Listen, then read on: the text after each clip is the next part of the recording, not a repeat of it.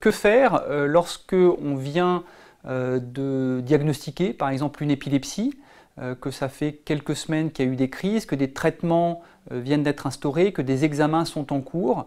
Eh bien malheureusement, on va pendant une première période demander aux patients de ne pas conduire. Donc c'est un moment difficile dans la prise en charge d'un patient épileptique, parce que outre parfois le diagnostic de la maladie épileptique, outre le fait qu'on va lui expliquer qu'il va devoir prendre un médicament pendant des mois, des années, eh bien en plus va tomber ce couperet qui est de dire vous ne pouvez pas conduire pendant un certain temps. Et donc dans des situations professionnelles, parfois ça peut être très complexe. Quand un patient a besoin d'utiliser son véhicule pour se rendre à son travail, eh bien, il faut savoir expliquer au patient qu'il ne doit pas prendre le volant. Il faut savoir trouver des solutions, il faut savoir penser au covoiturage, les transports en commun, et ça peut nous arriver dans des situations très complexes de mettre le patient en arrêt de travail parce qu'il n'y a pas d'autre moyen pour lui que de ne pas se rendre à son lieu de travail. Donc c'est vrai qu'il y a des situations difficiles qu'il faut savoir gérer, mais au cas par cas.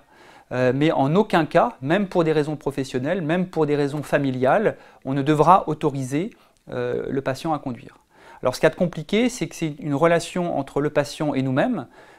Nous, en tant que médecins, on ne peut pas dénoncer le fait que le patient soit épileptique. On est tenu au secret médical.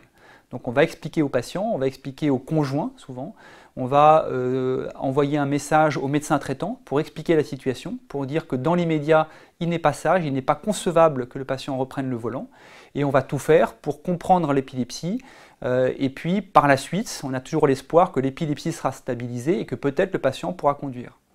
Mais il y a aussi des situations où d'emblée, on connaît le profil complexe de l'épilepsie, on sait que le patient va sûrement continuer à faire des crises un peu tout le temps et on est tenu de lui dire que là, ça paraît difficile d'envisager une reprise de la conduite automobile. Donc ça, je pense qu'il faut savoir en parler, parfois revenir nous voir en consultation avec les conjoints pour trouver toutes les solutions à envisager pour ne pas conduire.